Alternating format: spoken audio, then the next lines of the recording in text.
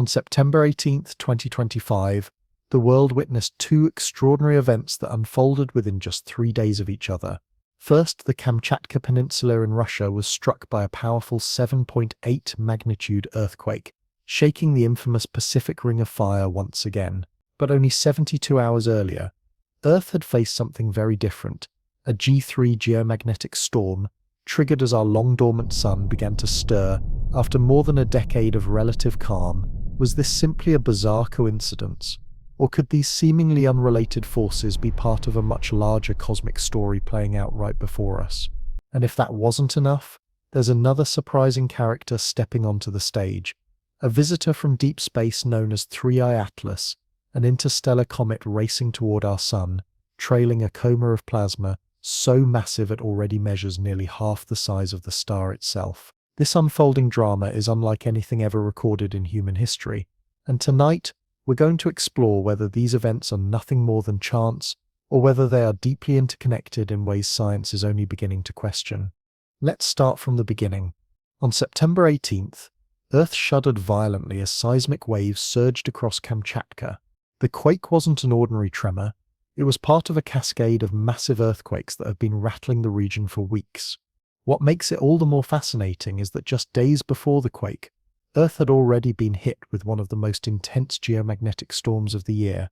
This invisible wave of energy swept through our magnetosphere like a cosmic tide, bending satellite systems, sparking breathtaking auroras, and leaving scientists asking themselves, how could these two monumental events unfold within the same narrow window of time? You see, our sun is no longer silent. After lying dormant for over a decade, it is now ramping up as solar cycle 25 nears its peak. The numbers tell the tale. Scientists in NOAA's Space Weather Prediction Center have been detecting increased solar disturbances, more coronal holes, heightened solar winds, and turbulence strong enough to paint glowing auroras as far south as Colorado. But here's the surprising twist. The geomagnetic storm of September 14th and 15th wasn't caused by the explosive flare or blinding coronal mass ejection you might expect. Instead, it was triggered by something subtler but equally potent, a coronal hole spewing high-speed solar wind toward our planet.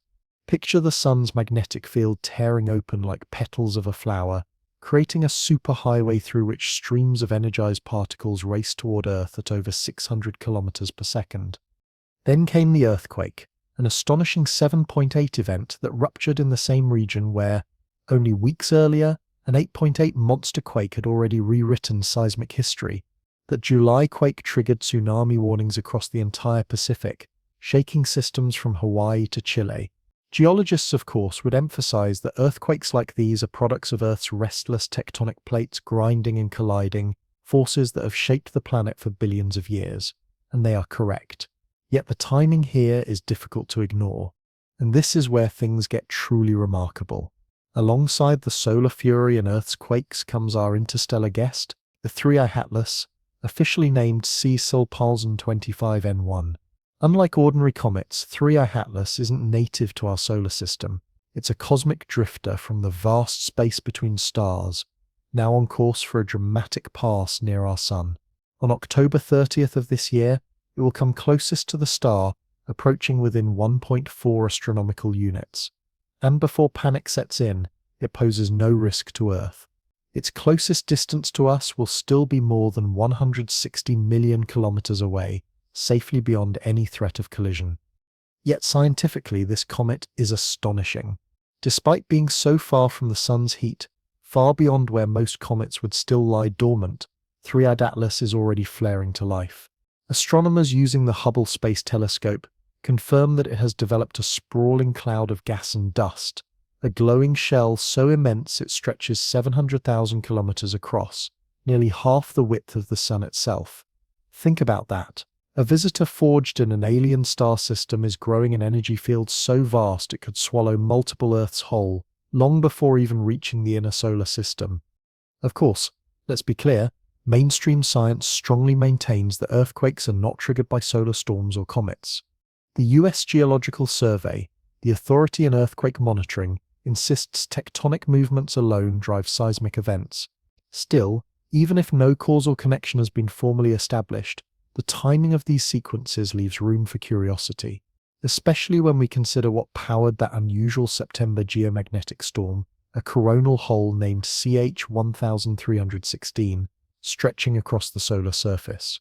Unlike sudden flares, coronal hole winds are steady and prolonged, applying relentless pressure over several days. They lower density but accelerate the solar wind to more than double its usual speed, creating a slow but forceful bombardment of Earth's magnetic shield. And this wasn't the first disturbance CH-1316 produced in September, it was just the strongest. For anyone determined to follow space weather in real time, resources are at our fingertips. NOAA provides continuous KP index updates, rating geomagnetic activity from 0 to 9, with scores of 4 already capable of affecting technology and higher levels, threatening GPS and power grids. Likewise, USGS tracks every measurable quake above magnitude 2.5 within minutes, providing clear ground truth for seismic activity long before headlines can complicate the story. These are the data sets that allow fact and speculation to be separated. Now back to Atlas. This comet isn't wandering through space in isolation. The coming weeks are shaping up to be a historic period for skywatchers, with at least 3 bright comets converging into view around the same time.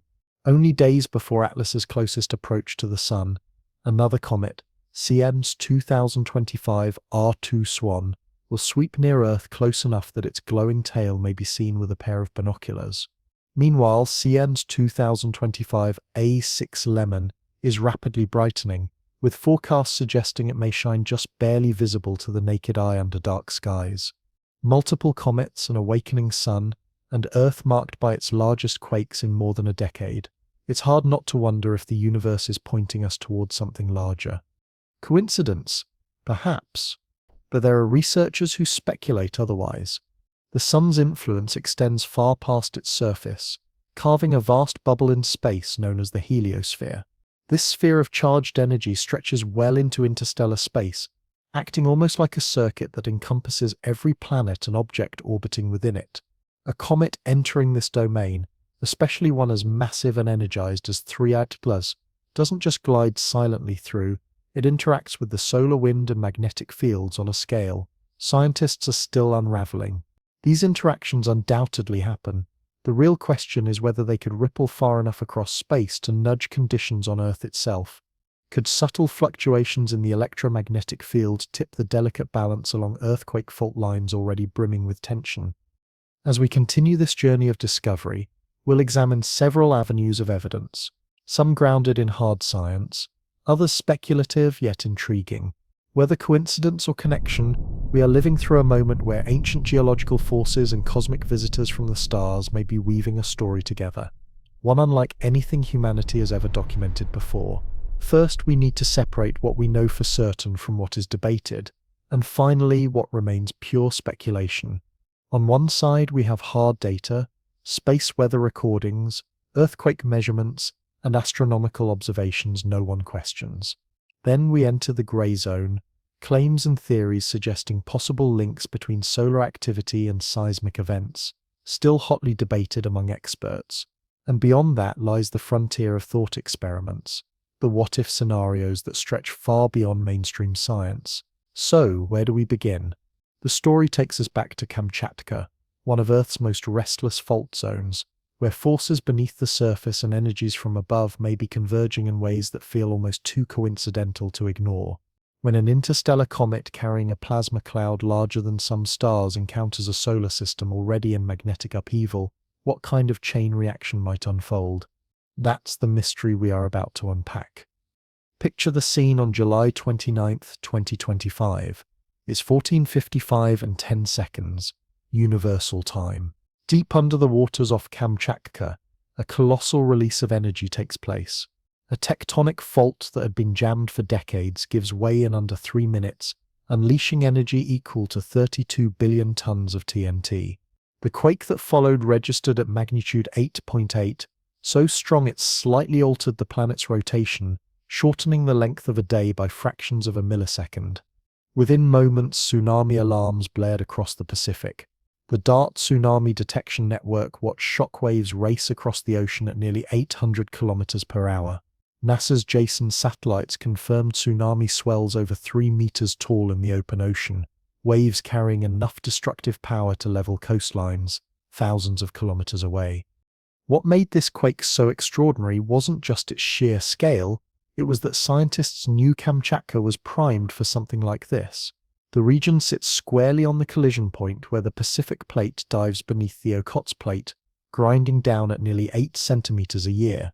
This subduction process has been building strain for centuries, making it a prime candidate for megaquakes. In fact, the very geometry of Kamchatka's fault system, the gently sloping plate interface, acts like the perfect setup for massive ruptures. When that locked zone finally slips, the energy release is catastrophic, snapping the crust back like an overwound spring and shoving huge amounts of seawater upward to trigger tsunamis.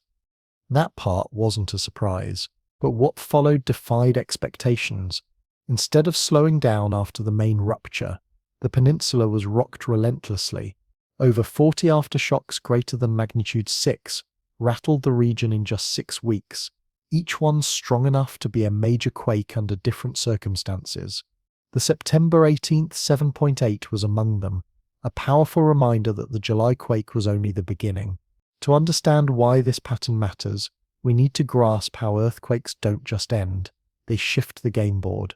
When one fault moves, it reshuffles stress across the surrounding crust. Some areas suddenly lock more tightly, while others are placed under new strain. The US Geological Survey used advanced Coulomb stress models to show that dozens of nearby faults were suddenly teetering on the edge of failure after the July megaquake. Here's where the story becomes more intriguing. By conventional seismology, the September quake was just a strong aftershock, exactly what you'd predict following such a massive rupture. Nothing mysterious there. But the timing, that's where scientists can't help but raise an eyebrow. Because this destructive quake struck just 3 days after Earth was battered by a major geomagnetic storm. That storm began when fast-moving solar wind from a coronal hole slammed into our planet's magnetic shield on September 14th. Unlike explosive solar flares which deliver a sudden jolt, coronal hole streams apply steady, relentless pressure, sometimes for days. Instruments on Earth recorded wild fluctuations in our magnetic field as the disturbance climbed to G3 strength, intense enough to ignite auroras far from the poles and to disrupt radio transmissions across wide regions. Beneath our feet, the storm had a more subtle effect. It generated geomagnetically induced currents, electrical flows that snake through Earth's crust, often following natural fault lines. When the solar wind peaked near 700 kilometers per second and density levels dropped to nearly 1 particle per cubic centimeter, researchers referred to this as a solar wind vacuum. In alternative theories, such conditions could amplify stress near faults through electromagnetic coupling, providing the tiniest nudge to push an already unstable system over the edge. Still, let's be cautious. Mainstream science does not widely accept this idea. Reviews published in respected journals like the Journal of Geophysical Research have found no reliable large-scale correlation between geomagnetic storms and earthquakes, once statistical controls are applied. For most seismologists, tectonics remain the only driver of quakes, and yet a handful of fringe studies have identified weak correlations under specific conditions, especially when faults are already critically stressed. The reasoning is simple. Space weather can't create quakes out of nowhere, but perhaps it can act as the final straw in highly unstable regions. And unstable is exactly what Kamchatka was in 2025. After the July megaquake, its faults were buzzing with energy, waiting for an opportunity to release. Statistically, a 7.8 in that sequence wasn't unusual, but the fact that it arrived within days of Earth's magnetic environment being pushed to such extremes is curious enough to warrant a closer look, to determine if it's truly coincidence or if something deeper ties the heavens to the ground beneath our feet. More rigorous testing and statistical modeling would be needed. The puzzle remains, was this simply the planet releasing its pent-up energy on its own schedule, or did the sun's restless winds give it that final, imperceptible push? The idea that space weather might influence earthquakes centers on several mechanisms scientists have tried to piece together. When geomagnetic storms sweep across Earth, they can generate electric currents within conductive layers of rock. These currents might, under certain conditions, alter fluid pressures along fault lines, the very places where tectonic stress accumulates until the crust finally breaks. Another possible connection lies in atmospheric dynamics. Heating of the ionosphere during strong solar events can ripple downward, changing surface air pressure ever so slightly. Some researchers even propose that the shifting electromagnetic environment itself could influence how fluids behave within fault zones, subtly changing the stability of already stressed crust. Yet no matter how you slice it, the important rule is this: space weather cannot create an earthquake out of thin air. At best, it might speed up the clock on one that was destined to happen anyway. The science being developed around tsunamis, however, is far less speculative. The July 29th megaquake off Kamchatka became a groundbreaking test run for the next generation of tsunami detection systems. NASA's Guardian project, using precise GPS datasets, captured ground motion in near real time as the quake unfolded. These signals were combined with traditional seismic sensors and the DART buoy network to paint a moment-by-moment picture of how energy moved from the rupture beneath the seafloor into the vast waters above. The results were sobering. In less than 10 hours, the waves generated by the Kamchatka quake had crossed the Pacific basin. Their speed and force were relentless, capable of devastating coastlines continents away. Yet this time, thanks to years of improvements built on lessons from disasters like the 2004 Indian Ocean tsunami, alerts were issued ahead of the waves.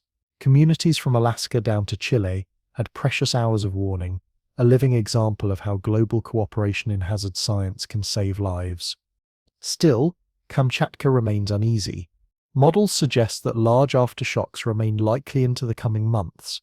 Seismologists watching the region emphasize that the statistical likelihood of major quakes will only decline slowly across the next several years. Yet, as 2025 heads into its final stretch, the situation becomes more intriguing than typical aftershock forecasting. That's because this period coincides with an astronomical configuration humanity has never recorded before. A massive interstellar comet, 3A Perseus, is diving into a highly active solar system at the exact time Earth itself is already strained by giant tectonic shifts. Its coma, hundreds of thousands of kilometers wide, drifts toward a sun now reaching peak turbulence in its 11-year cycle. If there is any validity to the idea of electromagnetic coupling between solar activity and seismicity, then the next few weeks may be the best chance we've ever had to witness something measurable. The real issue isn't about mistaking correlation for causation, but whether the patterns we're observing are consistent and strong enough to justify serious scientific investigation. Kamchatka's crust is still rearranging itself after the massive energy release in late July. The space weather above continues to grow more intense as solar cycle 25 climbs toward its peak. And lurking in the darkness beyond our orbit, 3I Atlas speeds toward the heart of the solar system on its fateful journey. What happens when an unstable Earth, a storming sun, and an interstellar traveler all collide in the same brief slice of time? Like it or not, the answer may be playing out right now beneath Kamchatka's restless terrain. Imagine what surrounds Earth at this very moment. An invisible torrent of particles continuously streaming from the sun at phenomenal speeds.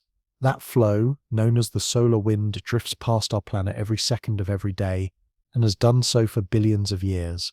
But this current is far from steady. Sometimes it trickles slowly, sometimes it roars like a storm, and in certain configurations, it creates conditions so rare that a handful of researchers believe it could even help trigger earthquakes. To get there, you have to understand coronal holes. They are regions where the sun's magnetic field lines open directly into space rather than looping back into the surface. Plasma escapes through these channels in the form of high-speed solar wind, often exceeding 700 kilometers per second, nearly double the baseline solar wind speed. Here's where it gets fascinating. When Earth passes through these streams, the particle density can plummet. Sometimes it drops so low that scientists nickname the effect a solar wind vacuum. Imagine that fewer than a single proton per cubic centimeter, compared with the air you're breathing, which has more than 25 billion molecules per cubic centimeter. This striking emptiness in the solar flow is central to one of the more controversial hypotheses in geophysics. According to it, these extreme low-density periods could act as atmospheric triggers, advancing the timing of earthquakes in vulnerable regions. The theory plays out like a chain.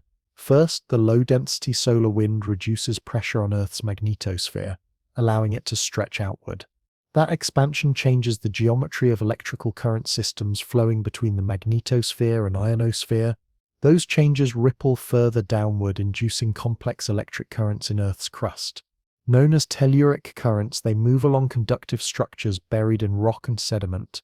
Utilities track them closely because they can overload electrical transformers or corrode pipelines. But if those same currents also happen to thread across earthquake-prone fault lines, could they tweak local fluid pressures or stress conditions just enough to set off a quake? Traditional seismology already acknowledges how small changes can matter. Tidal forces from the moon, shifts in groundwater, even passing changes in atmospheric pressure can sometimes trigger quakes along faults that are already close to rupture. So the idea isn't completely outside the realm of possibility. It's the scale of influence that remains disputed. And that's where September 2025 becomes a natural laboratory. A stubborn coronal hole named CHA 1316 had been channeling high-speed streams toward Earth for days, producing the exact hallmarks of this condition: elevated wind speeds, thin densities, and continuous electromagnetic pressure. The resulting geomagnetic storm wasn't remarkable for sheer strength, but its persistence created long, drawn-out fluctuations in Earth's magnetic field. Those disturbances lasted more than 2 full days, tracked by ground-based magnetometers and ionospheric monitors worldwide. And then, just 3 days later, the Kamchatka Peninsula shuddered with its 7.8 quake. No serious scientist will claim that this timing proves anything on its own. Kamchatka was already primed for another major aftershock. But for those studying possible links, the timing is worth examination.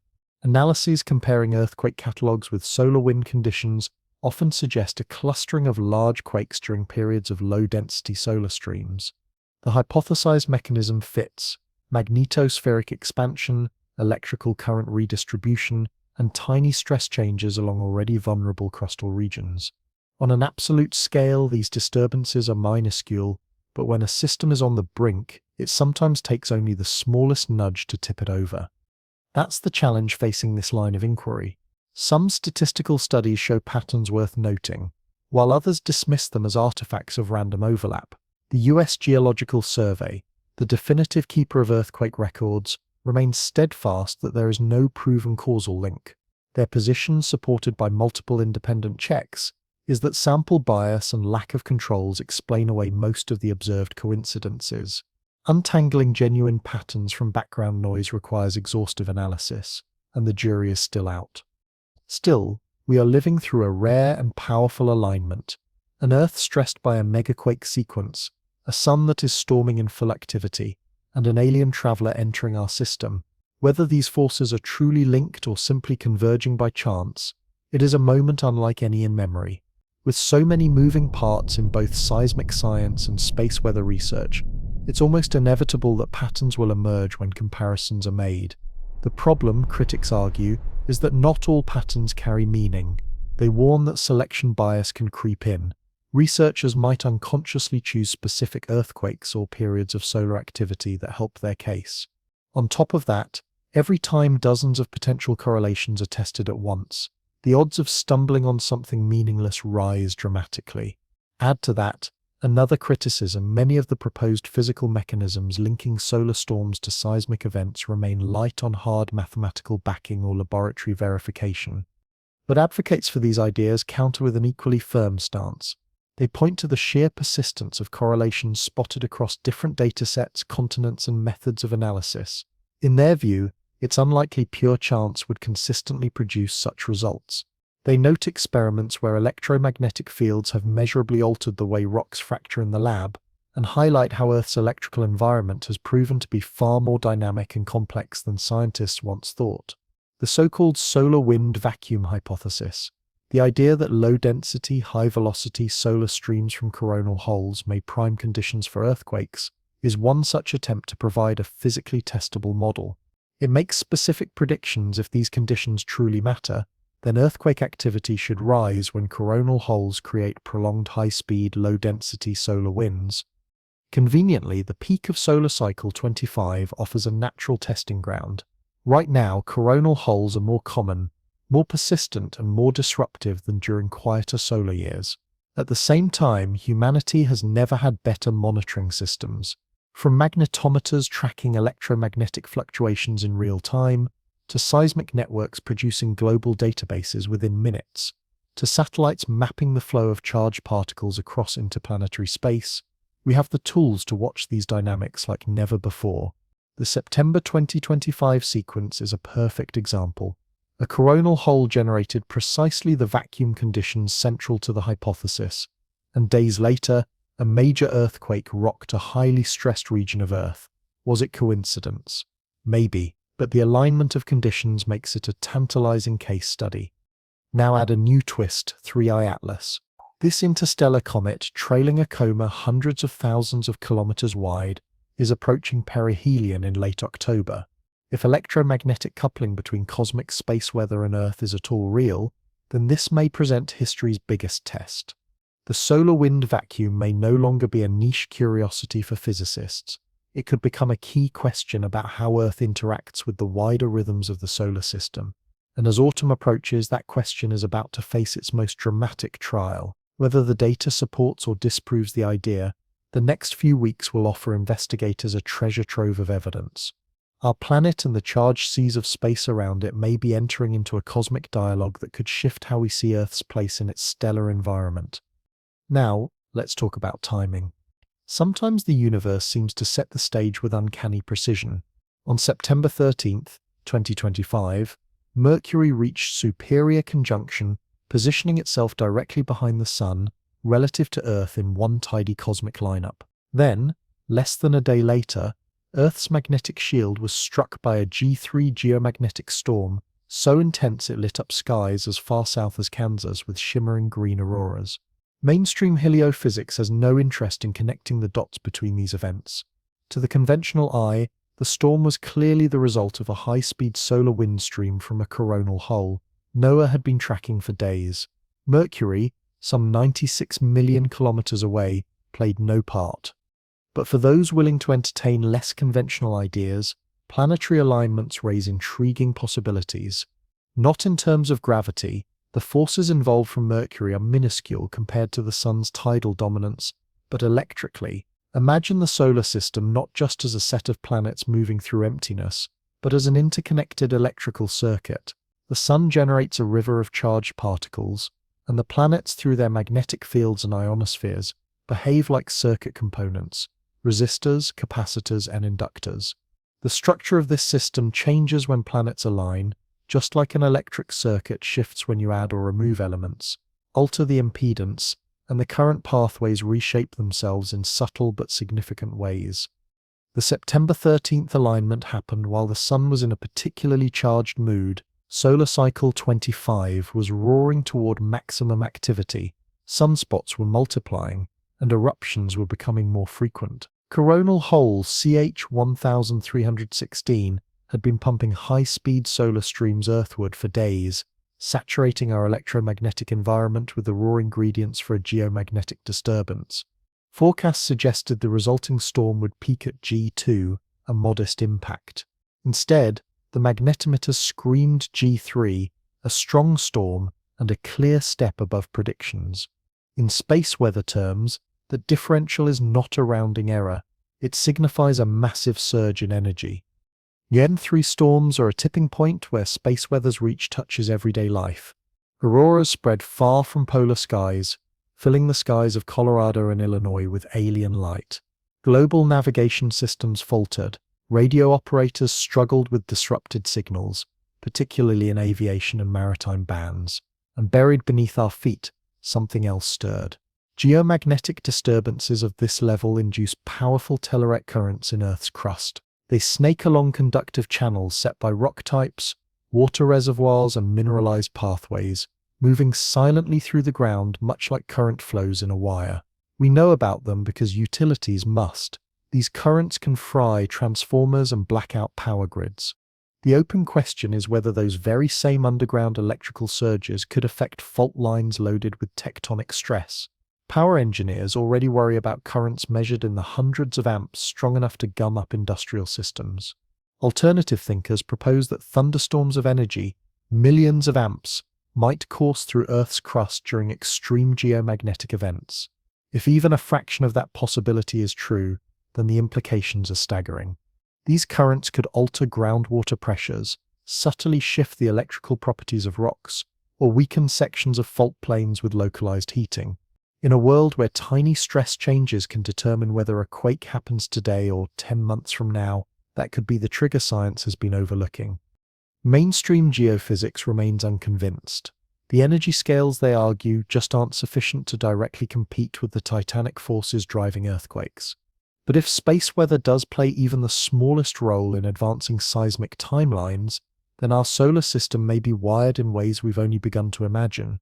A typical magnitude 7 earthquake unleashes the kind of energy that rivals 32 nuclear detonations. In comparison, even the strongest geomagnetic storms deliver only a tiny fraction of that power. But here's the thing, earthquakes don't always require massive amounts of energy to trigger. Sometimes, the smallest changes in stress, measured not in the millions of pascals tectonic plates generate, but in mere kilopascals, can advance the clock on a fault line already nearing its breaking point. The moon's tidal pull, for example, has been shown to nudge some earthquakes into happening, even though its direct mechanical effect is unbelievably small compared to tectonic pressures. The question scientists are asking now is whether electromagnetic changes during geomagnetic storms can approach these same subtle stress levels, enough to act like a trigger. Experiments in rock mechanics have shown that electric currents can alter how rocks fracture. Translating that from a lab sample to Earth's massive fault networks is enormously complex, but the physics isn't entirely out of reach. What makes this idea so fascinating is how it ties into the peculiar alignment of events in September 2025. The powerful geomagnetic storm on the 14th arrived less than 24 hours after Mercury slipped behind the Sun in what's called a superior conjunction. Then, just 3 days later, Kamchatka was rocked by a 7.8 earthquake. If planetary alignments really do alter the electrical configuration of the heliosphere, the giant spiral of charged currents flowing outward from the Sun, it's possible that Earth's magnetic interaction during the storm was supercharged. Once those amplified currents reached the planet, they could have funneled into Earth's natural circuits, pouring through the crust along fault zones. In a region like Kamchatka, already destabilized by July's megaquake, this could have provided the tiniest push needed to set off another destructive rupture. Now, this wouldn't mean planetary alignments generate earthquakes directly. Instead, it suggests they may shift the background conditions of the heliospheric current sheet, a massive spiral of electricity extending across the solar system. These changes would propagate outward at light speed, reaching Earth in a matter of minutes. If Earth's magnetic shield encountered such a modified current during a geomagnetic storm, the effects could be amplified. The energy would cascade down through the polar regions where the magnetosphere connects to the telluric currents running inside Earth's conductive crust.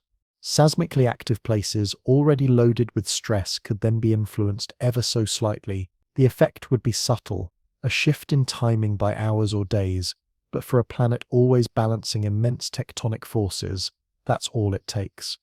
Testing this requires data. Scientists now compare earthquake catalogs not only to seismic records, but also to databases tracking geomagnetic activity and detailed planetary configurations. Some early studies suggest faint correlations, though the broader scientific community remains divided. Still, the timing sequence in September 2025 is hard to ignore. Mercury's conjunction followed almost immediately by a powerful geomagnetic storm, then culminating days later in a major quake. It's a chain of events that maps neatly onto these speculative mechanisms. But the same sequence could also be explained as mere coincidence. For now, the evidence remains suggestive, but unproven. The real challenge, and possibly the real opportunity, lies in how Solar Cycle 25 positions us. As the cycle peaks, coronal holes become frequent, solar winds grow more turbulent, and planetary alignments arrive with clockwork regularity. All these conditions combine to create more opportunities for natural experiments, moments when electromagnetic, seismic, and planetary conditions overlap. And it's October 2025 that looms largest. That's when 3I Atlas, the interstellar visitor carrying a coma larger than half the Sun's width, makes its closest brush with our star, coinciding with a cluster of alignments and heightened solar activity. If electromagnetic coupling between space weather and earthquakes is real, this moment could be the ultimate test. And if the effects aren't subtle or localized, if they ripple through multiple regions at once, then we may be entering an era of observations unlike any in modern history. The sun is more volatile than it's been in years. Several comets are crowding into the inner solar system, and planetary alignments are setting conditions astronomers have never recorded before. September's chain of events might simply have been the prologue. The coming months could determine if this grand cosmic interplay is just a curiosity, or if it carries consequences far greater than we've ever dared acknowledge. There's also something peculiar about Earth's geometry that rarely enters everyday discussion: the existence of exact global opposites, known as antipodes. Pick any spot on the planet, draw a straight line through Earth's center, and you'll land at its antipodal location on the exact other side. For most regions, these points fall into the middle of remote oceans. But Kamchatka is an exception, and what lies opposite its coordinates is fascinating. Its antipodal point sits remarkably close to the Drake Passage, one of the most tectonically restless regions of the Southern Ocean. For researchers studying the global energy balance of earthquakes, this symmetry has sparked provocative theories. The idea is called antipodal triggering. It suggests that giant earthquakes, in releasing so much stress in one region, may create imbalances that ripple across the globe, sometimes resolving themselves on the opposite side of the planet. It's bold, speculative, and not widely accepted, but the physics provides kernels of plausibility. We already know seismic waves wrap the entire Earth like ripples in a bell. Long-period surface waves from megaquakes can circle the globe several times, carrying information about rupture dynamics and energy release. But what if these waves also carried stress effects, faint echoes that could, over time, change the balance of pressure in seemingly unrelated regions? The July 29th, 8.8 Kamchatka event provided ample material to test this.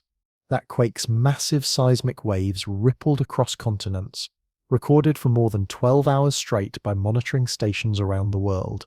They lapped Earth multiple times, intersecting every fault system on the planet, including the complex spreading ridges and subduction zones framing the Southern Ocean.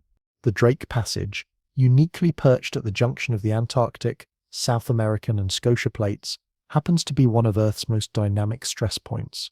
The antipodal hypothesis suggests stress energy may have accumulated there, possibly to be released in the coming months. To be clear, mainstream seismology doesn't recognize this mechanism as a solid truth. Established science accepts regional stress transfer from large quakes. Local faults do reshuffle as energy redistributes, but stresses dissipate rapidly with distance. To push influence across 12,000 kilometers of solid Earth, literally halfway across the planet, requires far more surviving energy than most models allow. A magnitude 8.8 does unleash breathtaking amounts of energy, but the overwhelming majority dissipates near the source. The faint portion that travels across the globe seems infinitesimal compared to the tectonic pressures already present in distant faults. Even so, supporters of antipodal triggering point to intriguing historical parallels. The massive 2004 Sumatra earthquake was followed within 4 months by another huge event along the same system. The 2011 Tohoku quake in Japan was accompanied by strange upticks in activity across several locations near its antipodal regions. While far from proof, correlations like these keep the idea alive. Some even highlight possible links between sequences in the Pacific Ring of Fire and simultaneous unrest along the Mid-Atlantic Ridge, patterns that hint at connections global in scope yet poorly understood by conventional models. The Drake Passage makes a particularly appealing test because it's still geologically young. Only 34 million years have passed since South America fully separated from Antarctica, opening up this new oceanic gateway. The fault systems here remain active, constantly rearranging under stress. Tremors ranging from magnitude 5 to 7 are commonplace, but with the right chain of processes, larger quakes are always on the table. If antipodal triggering is genuine, scientists would look for several signals: an increase in seismic rates across wide swaths, unusual orientations in rupture planes suggesting altered stress fields, and of course timing that fits the expected months-long delay after Kamchatka's quake. There's also an electromagnetic angle to strengthen the intrigue. Some researchers argue the antipodal effect may not rely on mechanics alone. They propose that giant quakes like Kamchatka's send electromagnetic pulses through the planet's conductive mantle. These disturbances may then tweak conditions at the antipode far quicker than mechanical waves, perhaps within hours or days. Since electric currents propagate at fractions of light speed, this could explain correlations that classical mechanics alone fail to justify. If true, the delayed effects of Kamchatka's megaquake could merge with electromagnetic ripples from both the Sun and interstellar visitors, stacking influences in ways science has scarcely considered. Testing this demands sophisticated data analysis, blending global seismic records with electromagnetic monitoring systems and geophysical modeling. Some preliminary findings are tantalizing, but mainstream researchers remain cautious. Separating meaningful signals from background noise in vast global datasets is notoriously difficult. Yet the timing of late 2025 presents a near-perfect case study. Kamchatka's aftershock pattern is still raging, the Sun is peaking in activity, and Atlas with its colossal plasma cloud is drawing nearer every day. If antipodal triggering is possible, and if electromagnetic influences on seismic processes are real, then we are standing at the edge of one of the greatest combined test cases science has ever witnessed. The outcomes could stretch across multiple regions, ripple through multiple mechanisms, and force us to rethink how Earth, the Sun, and even visitors from beyond our solar system entwine in a vast and dynamic web. The Drake Passage is just one area that could reveal effects linked to these global stress balancing ideas. Other potential targets sit across the Atlantic and Indian Oceans, where transform faults cut deep into the planet's crust. If antipodal interactions are real, those fault systems might also respond as pressure redistributes worldwide. The challenge is figuring out whether any uptick in seismic activity goes beyond the background noise of Earth's constant rumblings, while lining up within the predicted timeframes. As we move deeper into October and November 2025, seismologists everywhere will be paying unusually close attention, not necessarily because they believe in antipodal triggering, but because the combination of so many rare cosmic and geological events creates a natural experiment unlike anything we've had before. Whatever the outcome, the streams of data collected during this window will deepen our understanding of how Earth responds, not only to its own tectonic pressures, but possibly also to external drivers from the solar system and beyond. This is where another fascinating possibility circles back into focus: the energy balance hypothesis. It proposes that Earth maintains a broad equilibrium over time. When one region experiences a colossal rupture like July's Kamchatka quake, it sets off an imbalance that must eventually even out elsewhere. By that logic, the immense disruption already released hasn't fully settled yet. It's shifted the balance, waiting for a response. The only questions are where that response will happen, when it will come, and whether humanity will recognize it in time.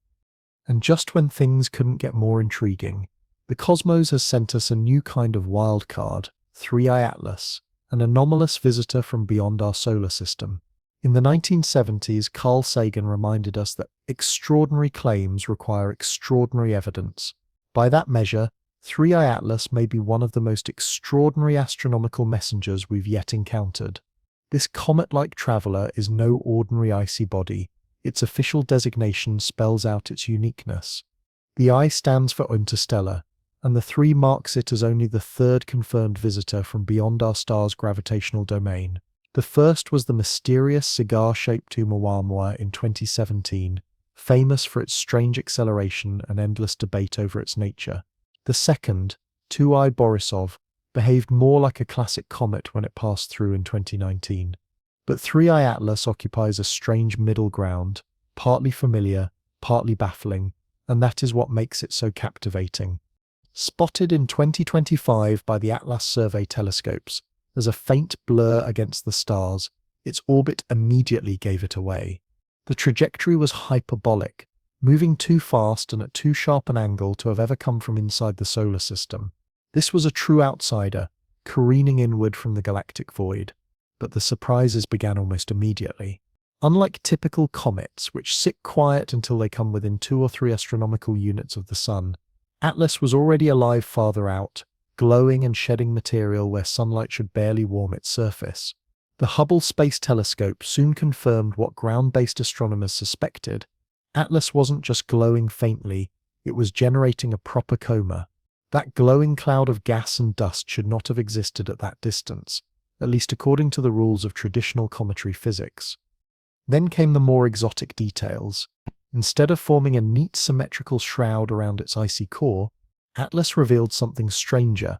Its coma was brighter out in front of its orbital path, leading almost like a torch pointed into space. This forward brightening hinted at complex surface activity, perhaps caused by rapid rotation exposing volatile patches in unpredictable ways.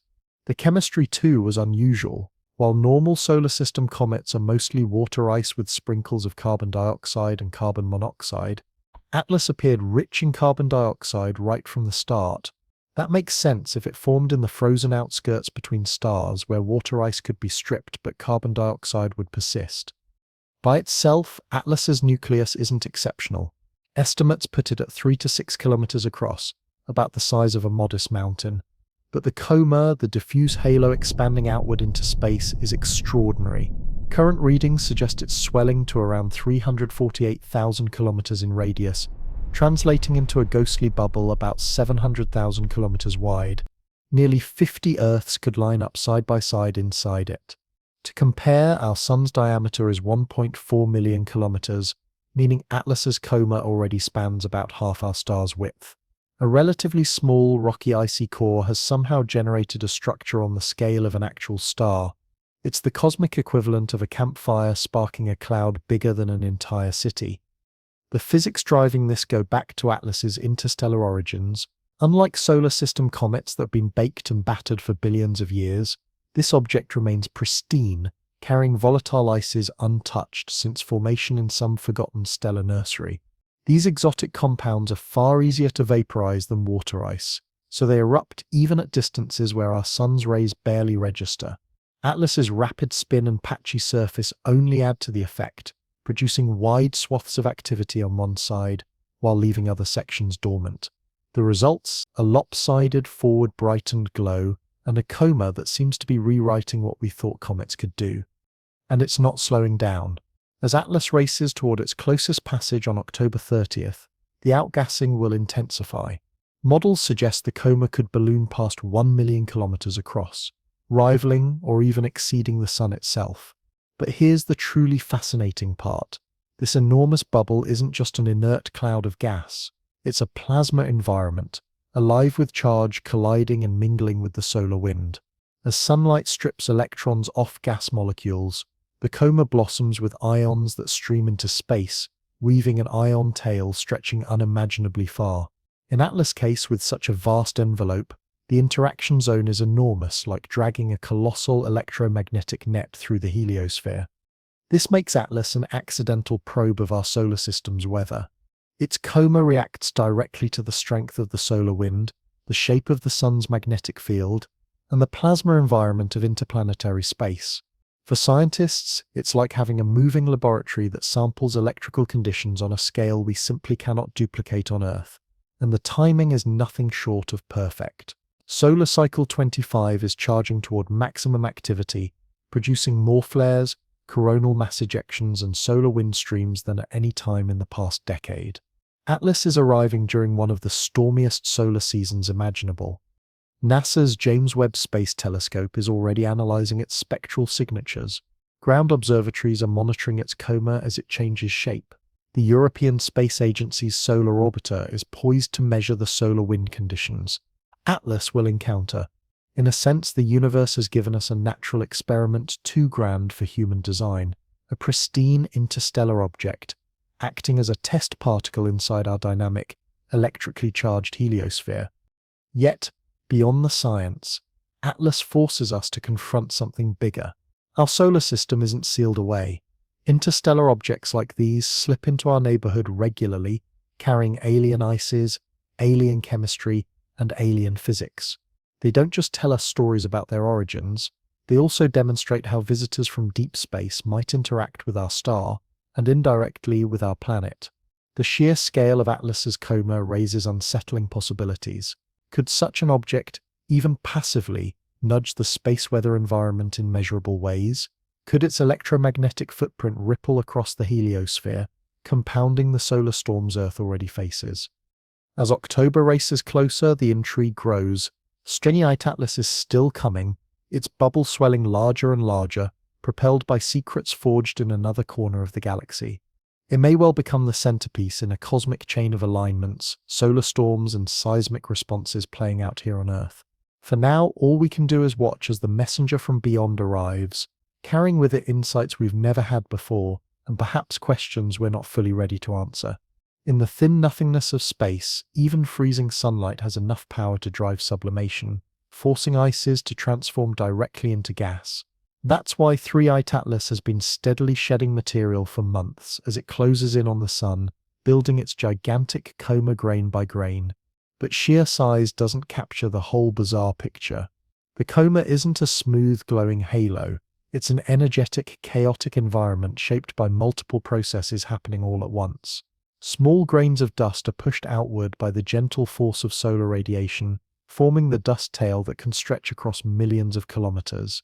At the same time, the solar wind, charged particles blasting away from the sun at hundreds of kilometers per second, strikes neutral gases in the coma, stripping electrons away in a process called photonization.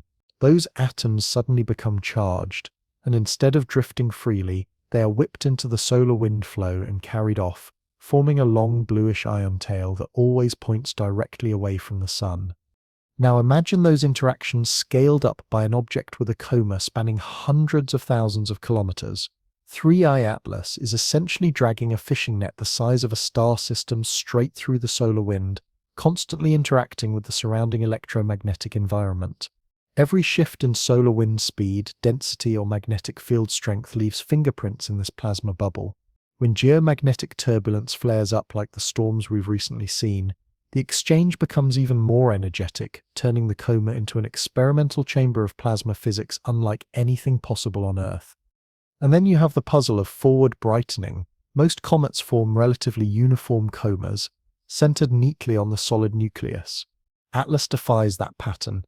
The brightest regions shine ahead of its core, glowing in the very direction it's traveling. That suggests the comet's outgassing isn't evenly spread. Instead, specific patches of its rotating surface are spewing jets of volatile ice, creating asymmetric shapes that shift and reignite as sunlight strikes different areas.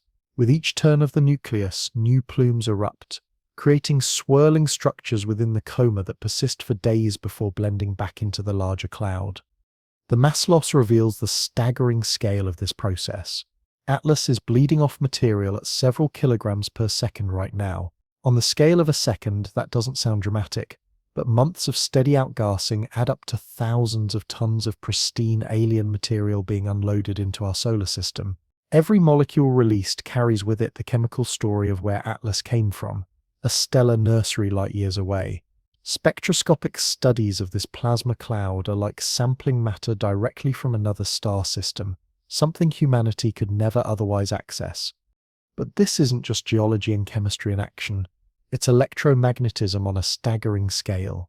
The coma of Atlas is an immense plasma bubble, alive with charged particles responding to the sun's magnetic field. Some scientists have raised the audacious possibility that objects like Atlas aren't just passive wanderers, but potential modulators of space weather. With comas extending to near-stellar scales, they might temporarily amplify or weaken electromagnetic disturbances within the heliosphere. It's speculation, yes, but worth pondering when we're looking at a natural plasma structure spanning hundreds of thousands of kilometers. And as Atlas swings closer toward its October 30th perihelion, it isn't finished. The heating will only increase, blasting more ices directly into space. Some models predict the coma could swell to over 1.2 million kilometers across, which would make this alien bubble bigger than the sun itself. As massive as it sounds, it remains ghostly thin, with densities far lower than the most rarefied layers of Earth's atmosphere. From Earth it may never look as dramatic as its true scale suggests. Most of its spectacle will play out in wavelengths invisible to the human eye. Radio observatories detect emissions from the charged plasma streaming within the coma. Infrared systems record the glow of dust grains heating under sunlight. Even X-ray telescopes catch high-energy flashes where solar particles crash into the comet's expanding veil of gas.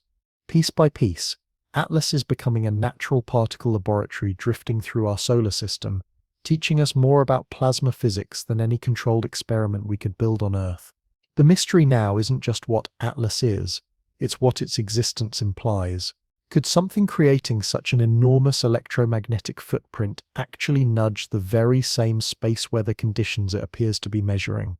The boundaries between natural phenomenon and designed system begin to blur. And that brings us to the most provocative question of all: what if 3i Atlas is not entirely natural?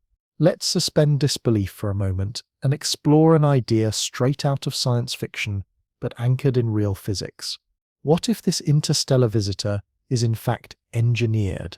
Imagine it not as a dirty snowball from the stars, but as an enormous energy collection system, an alien-built device designed to harvest stellar power during interstellar voyages. Think about the efficiency. A nucleus no larger than a mountain, yet generating a coma hundreds of thousands of kilometers wide. The ratio between solid core and active collection area is mind-bending. A structure only a few kilometers across somehow commanding an energy-gathering net half the size of a star. From a technological perspective, it begins to resemble something more intentional than accidental, like a vast plasma sail deployed to collect and channel power. We already know magnetic fields can accelerate particles to enormous speeds. That's the principle behind plasma thrusters and even experimental fusion devices here on Earth. Scale that up to comet-sized plasma interactions and suddenly the idea of energy harvesting from solar wind becomes less absurd. The unusual forward brightening, which astronomers explain as unstable jets, might instead be signs of intentional maneuvering, controlled outflow to adjust trajectory or optimize energy capture. Even its carbon dioxide-rich chemistry could be telling. In deep space, CO was a perfect propellant, transitioning from frozen to vapor at much lower temperatures than water ice, allowing long-range manipulation far from stars. If 3i Atlas were an engineered collector, its coma could function like a magneto-hydrodynamic generator on a cosmic scale. The solar wind's charged particles, instead of drifting away, could be directed by artificial magnetic fields into circuits where their kinetic energy converts into electrical power. With an interaction cross-section in the millions of square kilometers, the potential energy capture reaches into terawatts, equivalent to hundreds of human civilizations' total energy supply. What would a system do with that power? Options abound: store it in exotic states of matter, beam it across interstellar distances, or use it directly for propulsion. For any star-faring civilization, designing such harvesters would make perfect sense. Stars are the densest, most reliable energy sources in the galaxy. A fleet of comets engineered as collectors could sweep across star systems, sustaining exploration for millennia. Some theorists even link this concept to von Neumann probe scenarios, suggesting devices that travel endlessly, harvesting and utilizing stellar energy along the way. Of course, the skeptical view is crucial. If Atlas were truly artificial, we might expect unmistakable signs, engineered emissions, odd spectral lines, coherent radio bursts, unnatural course corrections. So far, every observation of Atlas looks like comet activity writ large. Its chemical lines match known ices. Its trajectory is hyperbolic, consistent with natural ejection from another star system. Radio telescopes scanning for unusual signals have reported nothing unexpected, only the ordinary emissions of plasma wing interactions. Still, ordinary here already looks extraordinary. When our instruments show a mountain-sized object creating a coma nearly as wide as the sun, the imagination runs free.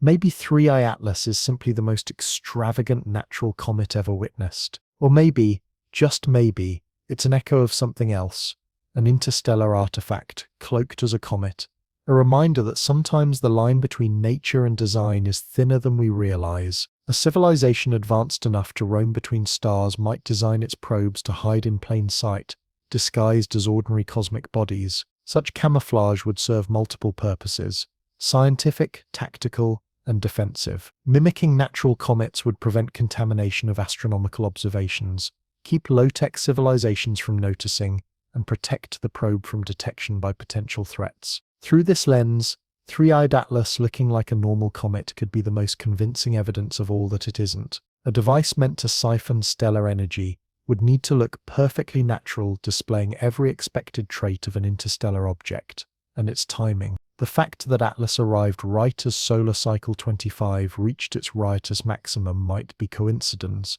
or it might be calculated. A probe designed as a stellar energy harvester would thrive on maximum conditions when solar winds are more intense and electromagnetic fuel is at its richest.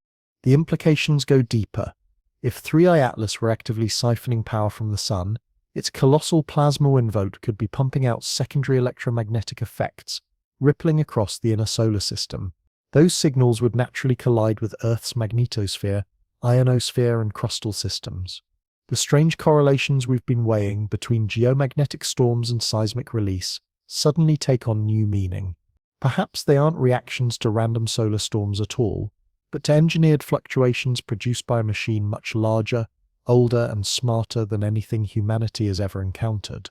Earthquakes in that scenario might not be consequences of chance space weather, but responses to alien modulation of heliospheric currents.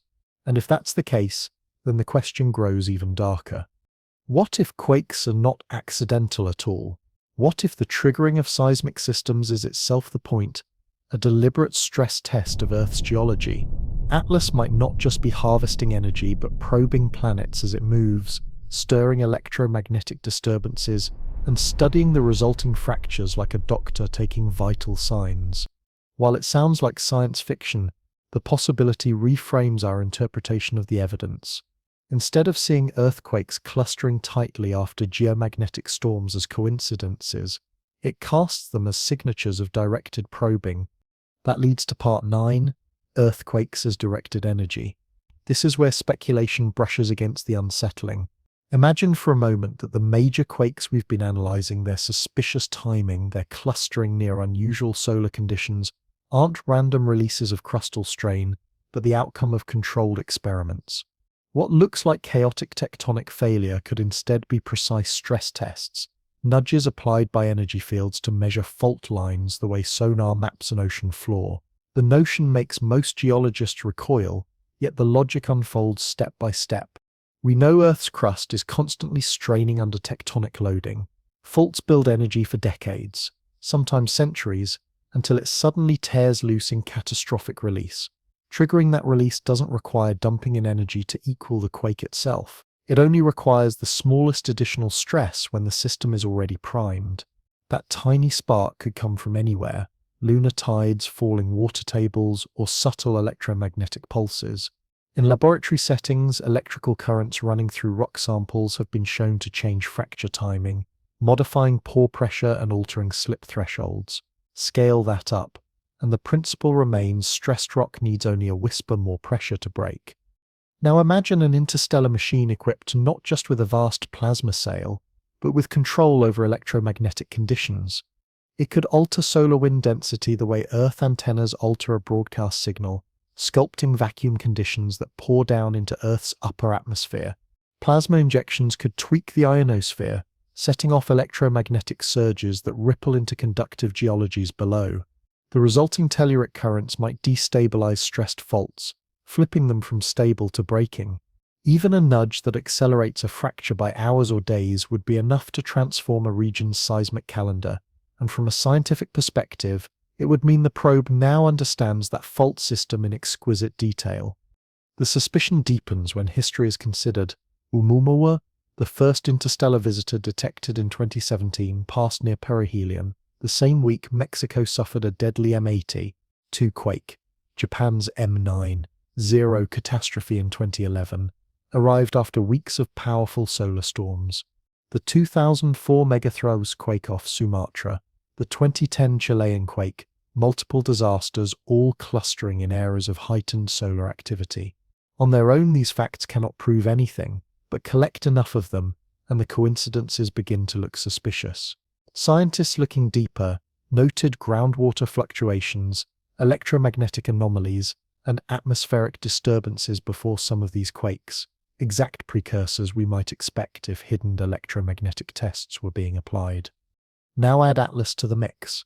Unlike Oumuamua's inert rock-like profile, Atlas carries a coma larger than the Sun, a bubble so vast it interacts electromagnetically with entire swaths of heliospheric current. That structure could act like the perfect laboratory for precision energy delivery, scrambling solar wind flow, focusing magnetic surges, creating vacuum conditions felt across interplanetary space, all within the framework of natural physics, but perhaps nudged, amplified, tuned. And the reasons? They could range from curiosity to conquest.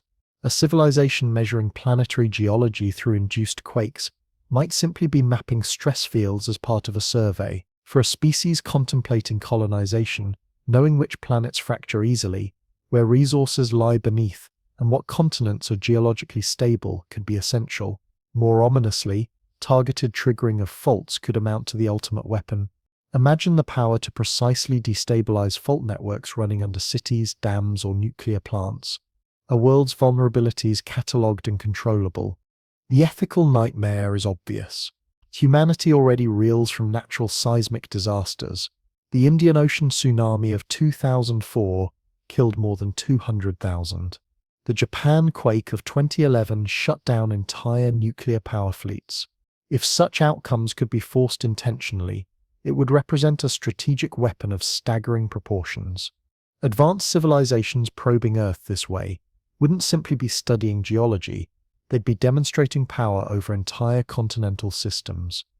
And yet we must be careful before assuming invasion where natural physics could suffice. Plasma physics at scales this massive might produce emergent phenomena that only look like artificial signatures to our inexperienced eyes. Vast cometary comas interacting with solar wind might create electromagnetic disturbances by chance, leaving us to mistake coincidence for engineering.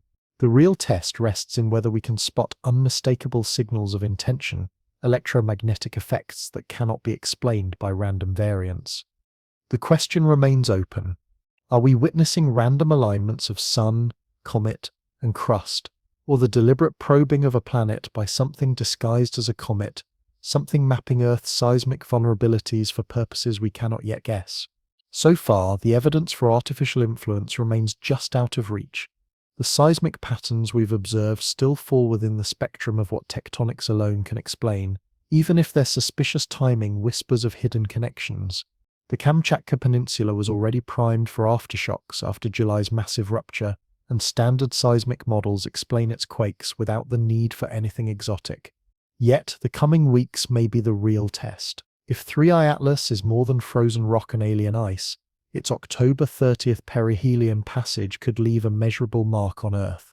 At closest approach, it will plow through the most turbulent regions of the solar wind, its colossal coma fully alive, interacting with a raging sun.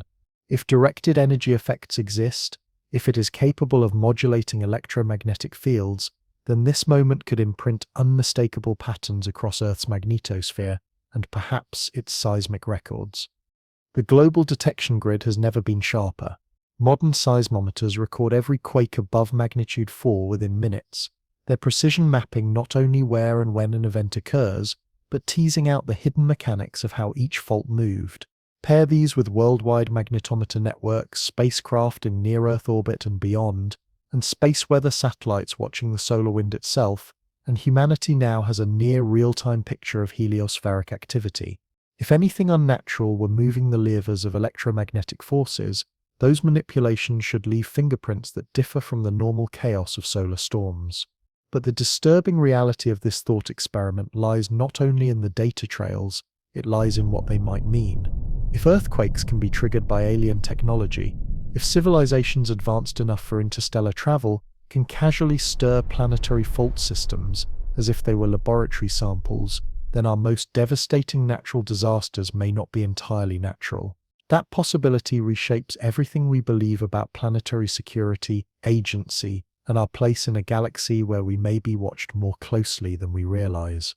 There's also a more charitable interpretation. Perhaps such activity, if it exists, is unintended, the unavoidable byproduct of large-scale energy harvesting, or perhaps it is systematic yet non-malicious, a kind of crude survey that breaks things while trying to learn how they work. A species conducting galactic cartography might not consider the collateral damage inflicted on a primitive world. Either way, our grasp of the physics here is painfully incomplete. The interplay of massive cometary comas, coronal holes, solar wind density vacuums, and Earth's electrical circuits is frontier science. At this stage, the only certainty is that the universe itself is running experiments far beyond our laboratories, and we are racing to interpret the results. The true challenge isn't whether directed energy effects are real, it's whether human science is advanced enough to even recognize them, if they're right in front of us. And now this brings us to what many are calling the October Nexus, one of the strangest confluences of celestial alignments in modern times. Across ancient cultures, astronomers once read the heavens to forecast floods and famine. Priests and prophets wove alignments into warnings of great upheaval. But here in 2025, we are dealing not with myth, but with hard, predictable events, each real, calculable, and undeniable. The question isn't whether they will happen. The question is what they might mean. On October 21st, a new moon rises, not unusual in itself, since we see one every month. But this moon positions itself between Earth and the Sun, while other rare cosmic alignments unfold across the same weeks. On October 19th through 21st, comet CEAS 2025 R2 Swan makes its closest Earth approach, brushing past at just 0.26 AU, close on an astronomical scale, about 1/4 the distance between Earth and the Sun. Its tail will stretch dramatically across the night sky, visible to binoculars, perhaps even to the naked eye, from dark sky regions.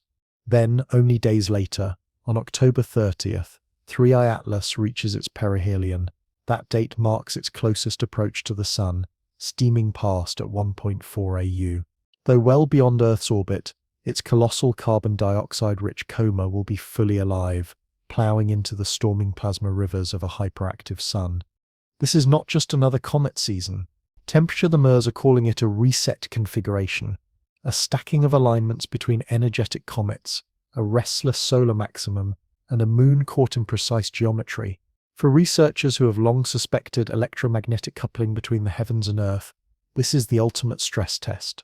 The stage is set with maximum sunspot numbers, surging coronal holes, flares, streams of high-speed solar wind, interacting with not one but two large comets at once, and our planet still adjusting to the unbalanced forces left by Kamchatka's July megathrust. The outcome may provide the clearest data yet on whether seismic processes can truly be nudged by cosmic phenomena.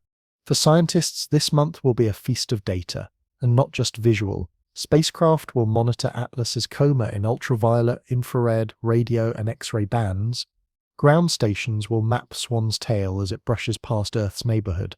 Every shift in auroras across the skies, every ripple in magnetometers, every quake logged in seismometers will be scoured for correlations. Some analysts already whisper of deeper symbolism, calling this a celestial fresh start, though whether from physics, pattern, or culture, interpretations vary wildly. Historically, clusters of astronomical events have always stirred psychological ripple effects among humanity. Financial markets have twitched during eclipses, religious movements have surged beneath unusual alignments, and human societies gravitate toward meaning when the heavens align. The October Nexus may be no different. And then comes the possibility of interstellar debris. Models suggest that Earth could cross the particle streams trailed by Atlas as early as 2026, opening the door for something unprecedented: the delivery of interstellar dust grains straight into our atmosphere. Capturing and analyzing them could be like holding chemistry from another sun in a human hand for the first time. For now, the odds of real danger remain small. Atlas's orbit keeps it at safe remove, and no official agency considers it a direct hazard. But danger may not come from debris. It may emerge from the unknown interactions playing out invisibly, within plasma and fields too vast to predict. No simulation can accurately capture the full dance of solar wind currents, chaotic cometary comas, and Earth's electromagnetic bubble. The three-body problem in space physics is unsolved, and here we are layering plasma physics onto deep geology, seismology, and interstellar chemistry. For better or worse, October will write its results not on chalkboards but on Earth's skies, seas, and crust itself. As Atlas surges into its brightest moment, vaporizing in volumes we can barely fathom, its half the sun-sized coma could swell to cosmic proportions. Every observatory and orbiting telescope humanity possesses will be aimed at it, recording the outcome of this once-in-history experiment. Whether the result confirms natural cosmic mechanics or hints at something far more exotic, October 2025 may mark the moment humanity's understanding of its place in the solar system shifts permanently. The scientific instruments tracking these events will be busy for decades, combing through the avalanche of data collected during this convergence. But here on Earth, the more pressing question is simpler: will any of this cosmic drama leave fingerprints that affect us directly? For years, theories connecting earthquakes to solar storms have lived on the fringes of geophysics, debated fiercely but never resolved. Now, with so many extraordinary variables colliding at once, 3I Atlas at perihelion, multiple comets active in the inner solar system, heightened solar storms, and Earth's stressed crust, the debate is reaching its ultimate test. If these connections are real, then the October window will deliver incontrovertible evidence. If not, their absence may finally silence the speculation. Either way, the cosmos is about to hand us answers to questions humans have been asking for generations. What makes this moment extraordinary isn't just the convergence of rare events, it's what they might reveal about how incomplete our current models are. The unknown danger isn't necessarily catastrophe, it's discovery. That unsettling possibility that the universe may show us we've been missing entire layers of how it truly operates. For better or worse, October 2025 is about to recalibrate our understanding of the interconnected electromagnetic environment we inhabit, and force us to reconsider where humanity fits within the broader cosmic web. We may not be ready, but the experiment is already underway. And as if 3I Atlas alone weren't enough, it turns out we are not dealing with a lone interstellar voyager. Astronomers are now calling the final act of 2025 the Comet Swarm, 7 active comets, all crowding the inner solar system at once. This is the most tightly packed parade of comets in modern memory, and every single one brings its own style to the show.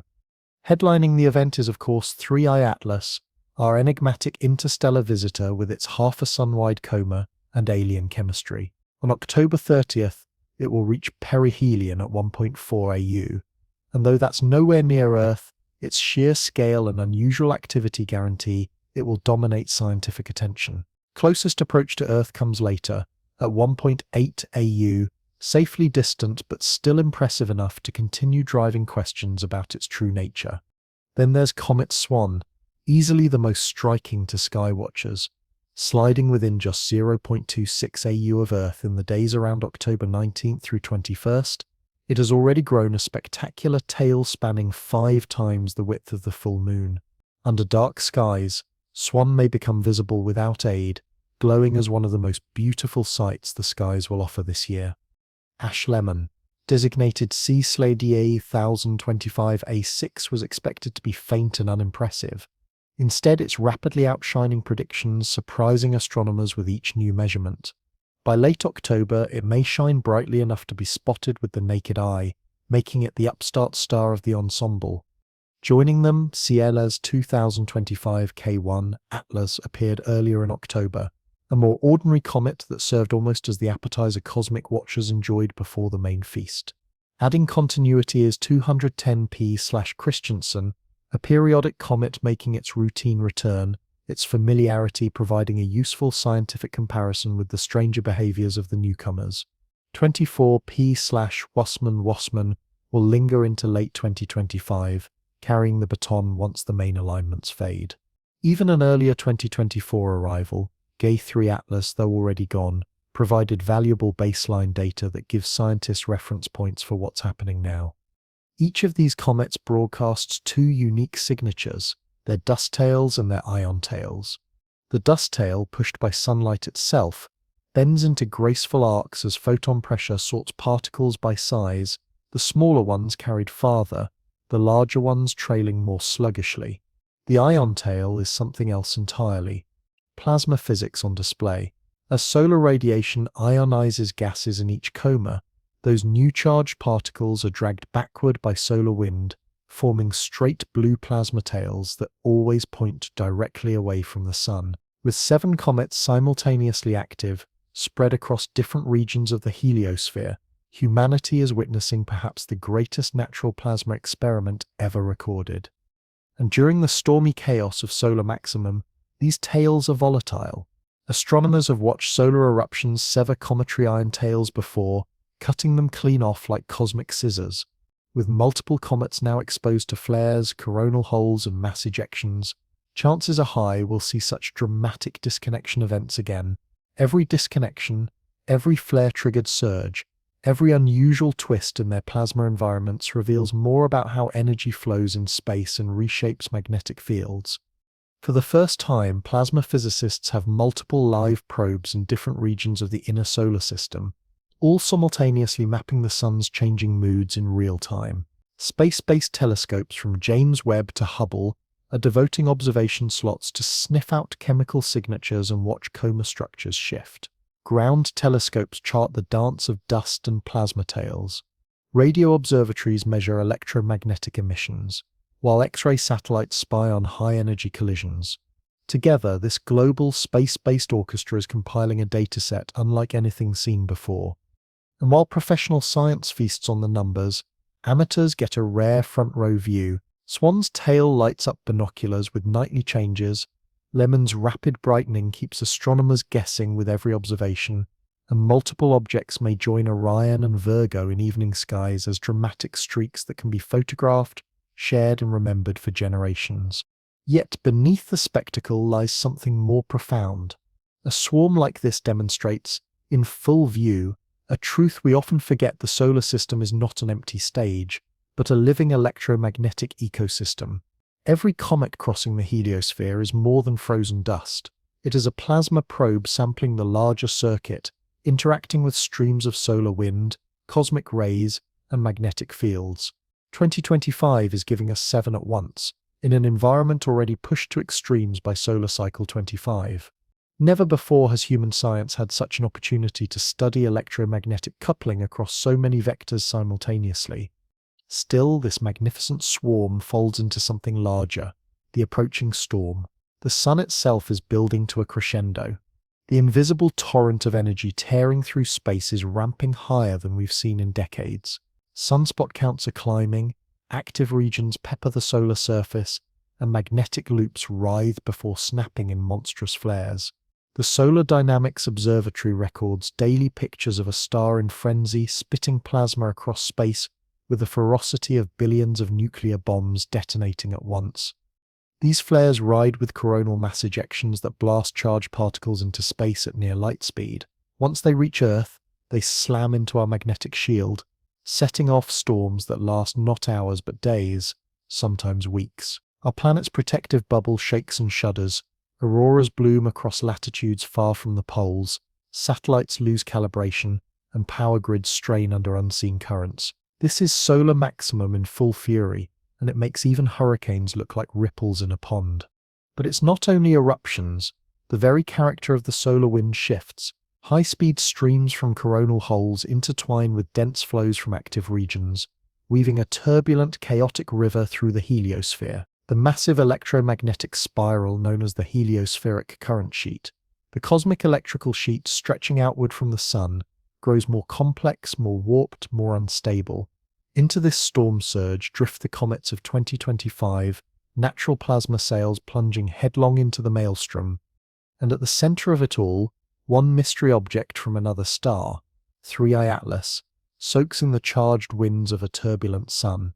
The stage is set for the ultimate act, a cosmic experiment so vast in scale that human laboratories could never recreate it. Solar Cycle 25 is unlike any peak humanity has ever observed because for the first time, we are watching it unfold through an all-encompassing network of eyes in space. Past cycles were tracked with simple sunspot counts and magnetometers planted on Earth's surface. Now we have orbiters circling the sun at multiple vantage points, satellites scattered throughout the heliosphere, and probes diving straight into the furnace. The Parker Solar Probe has journeyed closer to the solar surface than any craft in history, sampling the solar wind at its source and revealing magnetic field structures so tangled and dynamic that they have forced revisions of long-standing models. The Solar Orbiter, working in tandem, delivers three-dimensional maps of how solar wind evolves as it washes out across the solar system. Together, they are giving humanity a view of solar maximum that no civilization has ever had.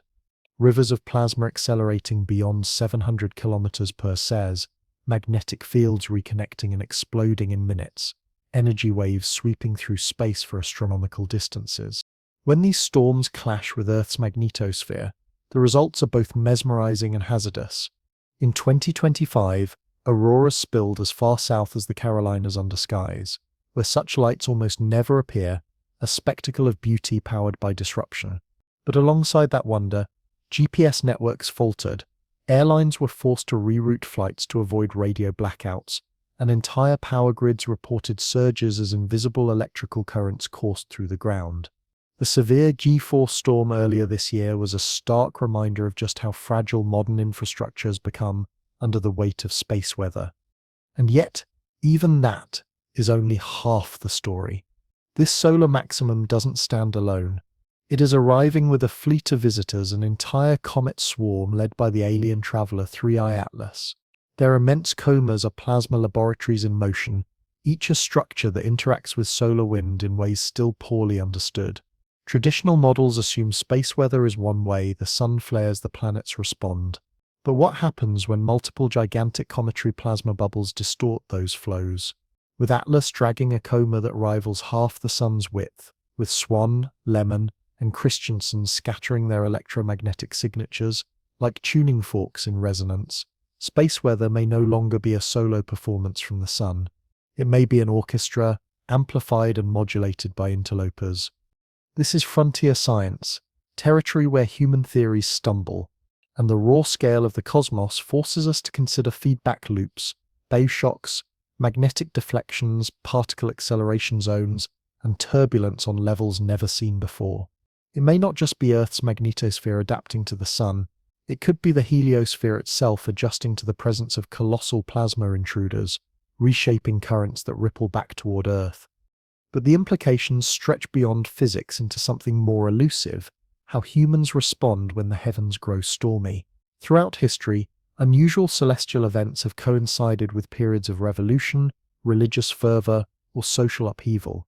Correlation does not equal causation, but the psychological impact of seeing the skies aflame is undeniable.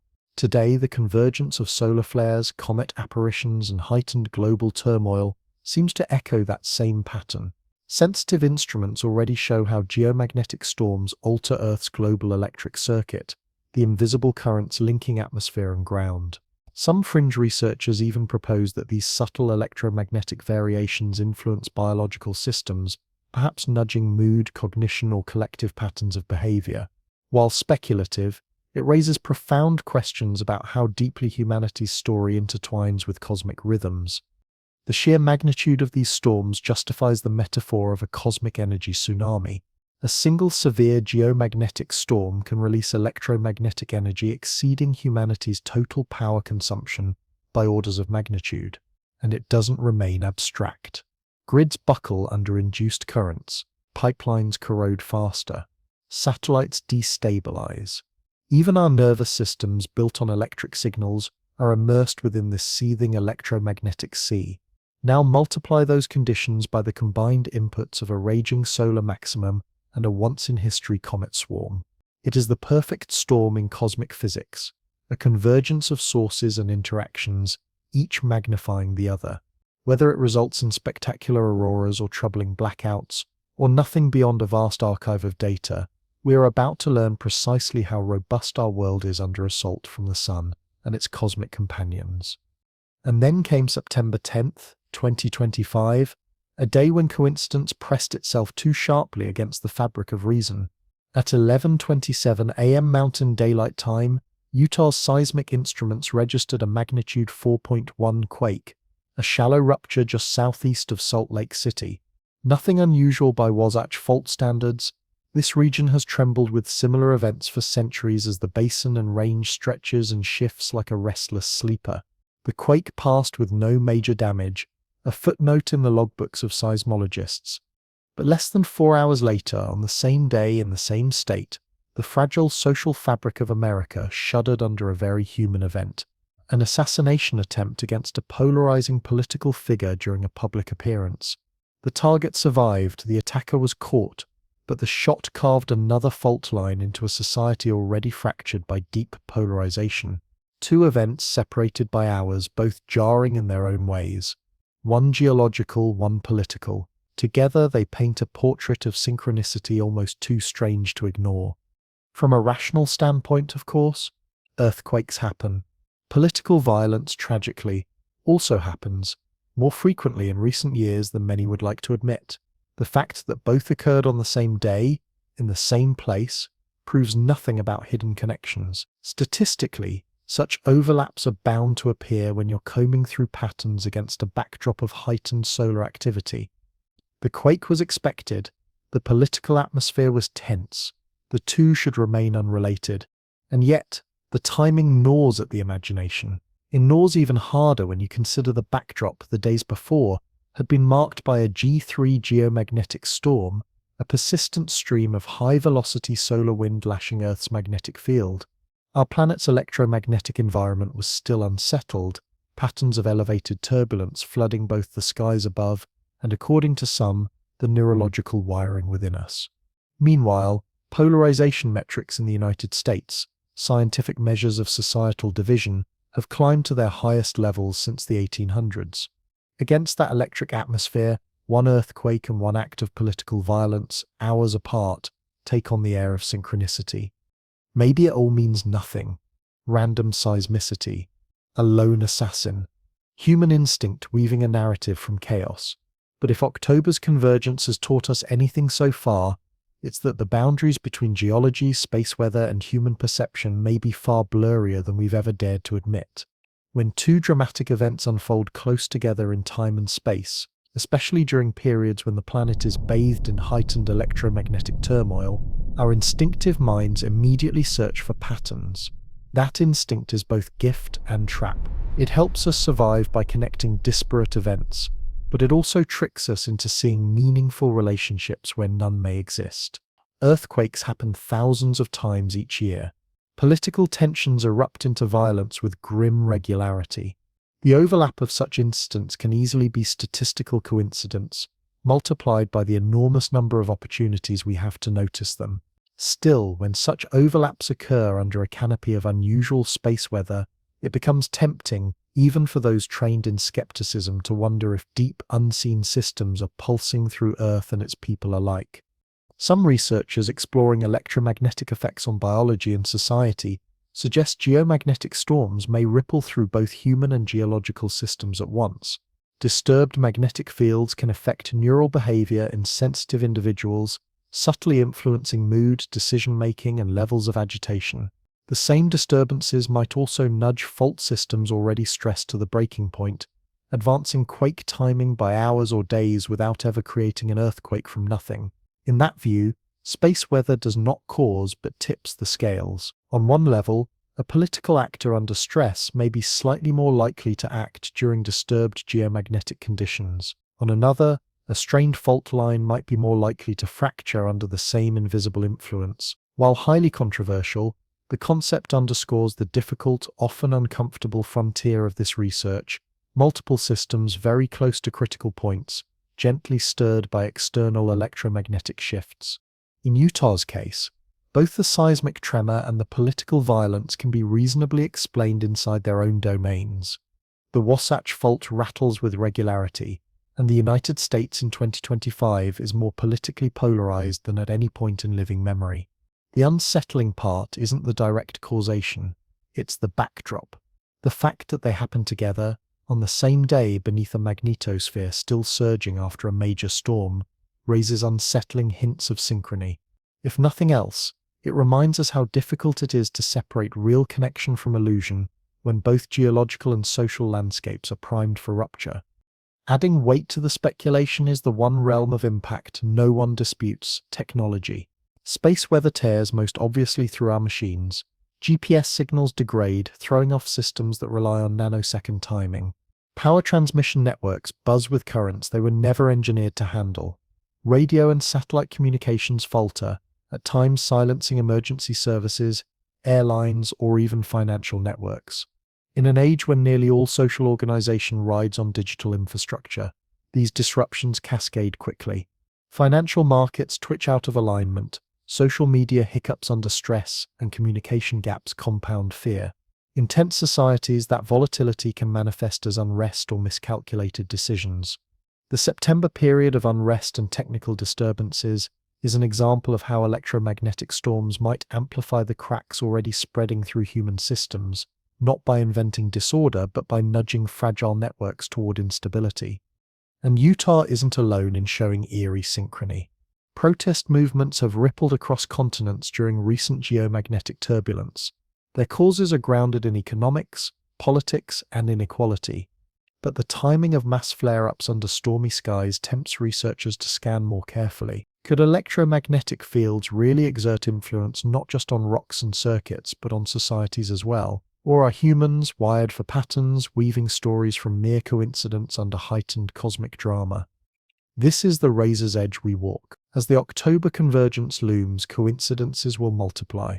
The convergence of solar maximum, comet swarm, interstellar chemistry, and global social instability forms fertile ground for synchronicity. The challenge isn't spotting patterns, it's restraining our bias, balancing skepticism with openness enough to glimpse whether these alignments matter or not. And that naturally leads into the archetypal frame through which human cultures have always processed moments like these. History shows that great celestial spectacles often coincide with turning points in human civilization. Whether this is chance, causality, or psyche grappling with vastness, the effect is real. Societies reorganize themselves under skies that feel alive. Autumn 2025, with comets glowing, solar storms raging, and a new moon on October 21st, plays like an ancient drama. The archetypal motifs line up: death of the old, rebirth of the new, and an agonizing threshold space in between, where radical responsibility is all that can guide us. The symbolism is impossible to ignore. The new moon on October 21st occurs against the backdrop of Atlas at perihelion, Swan near Earth, and a solar maximum in full storm. Astronomically, it's just a coincidence of orbital mechanics. Archetypally, it's a script of death and rebirth echoed through cultures. Seeds must rot to sprout, forests must burn to regrow, cells must die to renew organisms. This same cycle plays through galaxies, and if the symbolism holds, through our social systems as well. Virgo, the constellation hosting this new moon, is symbolically tied to harvest and preparation. Whether by coincidence or cosmic choreography, the imagery of pruning, threshing, and renewal is thick in the air. But it's not just about celestial imagery. Humanity itself is now at a crossroads.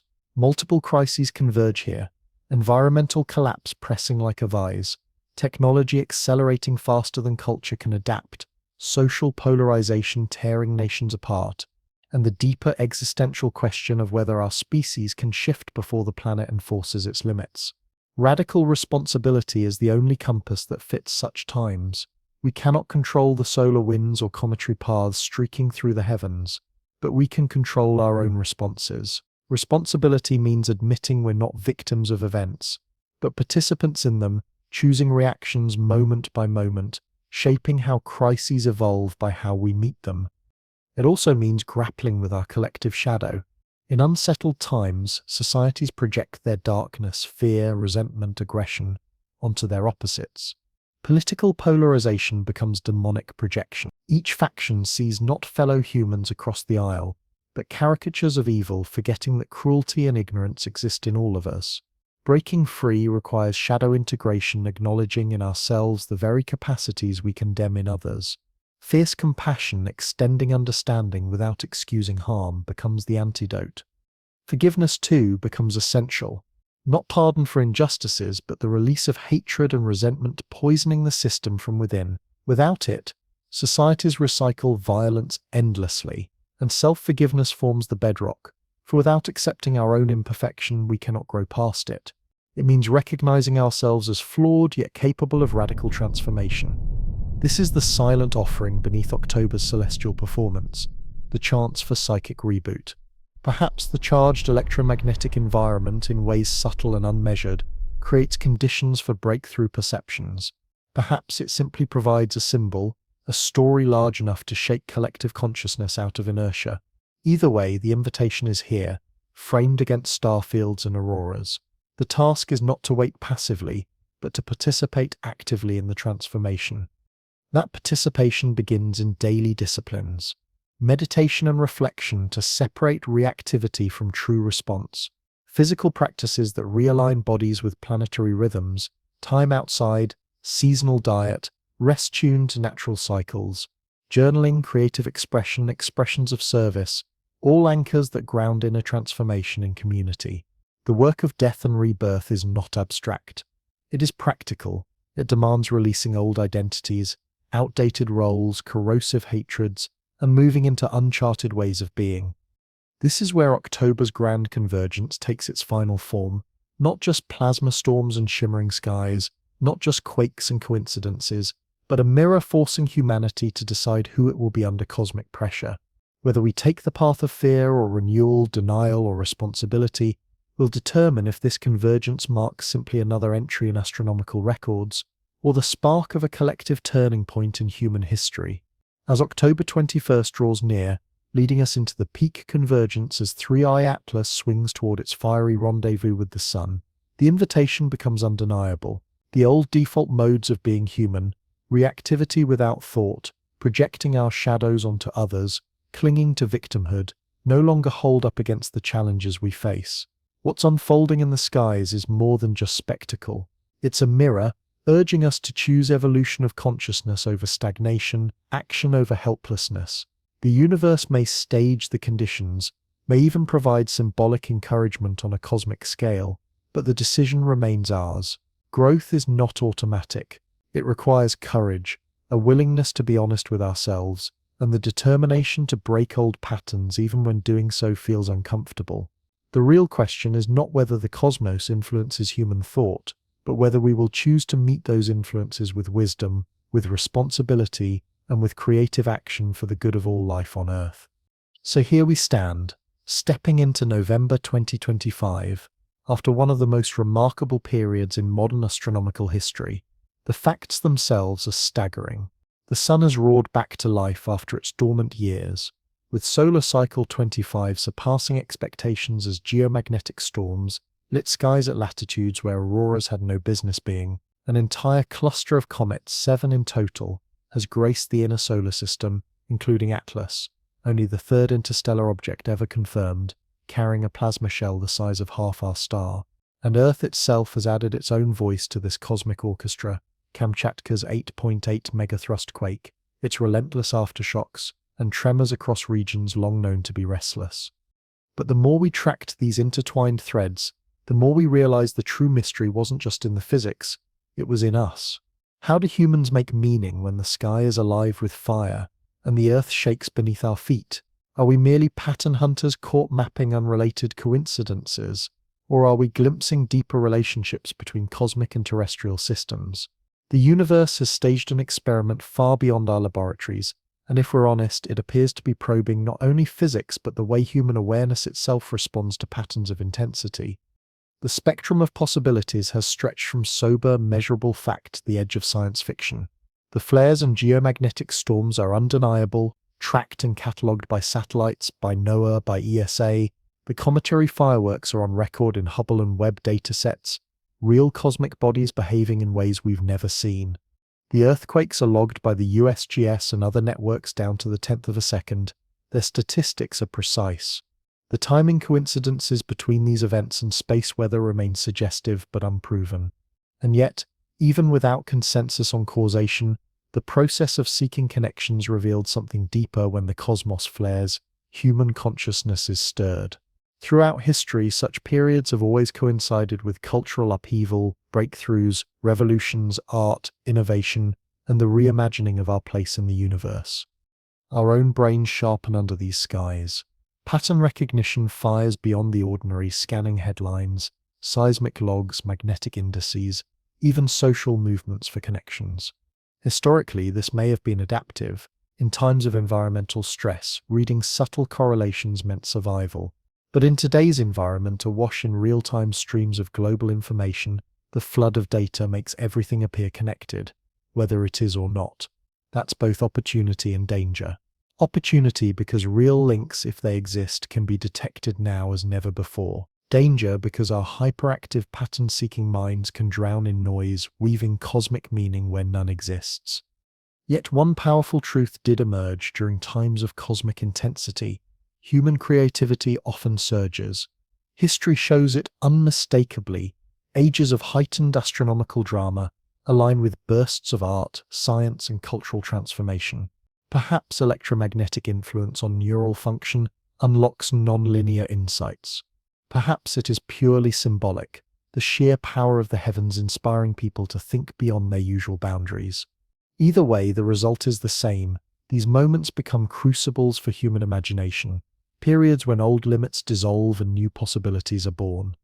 That offers practical implications for all of us. This period of convergence isn't just something to watch passively, it's a laboratory for conscious participation. Use it. Track the skies with reliable sources. NOAA for space weather, USGS for seismic shifts, observatories for the comets blazing through our skies. Anchor yourself in truth, not rumor, and let that authenticity focus your attention. But most importantly, cultivate cosmic perspective. Remember that we live inside cycles far larger than any single life.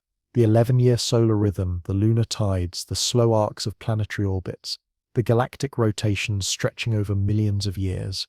Our lives are brief flashes within these rhythms, but flashes are enough to consciously connect, to remember our embeddedness in something vast.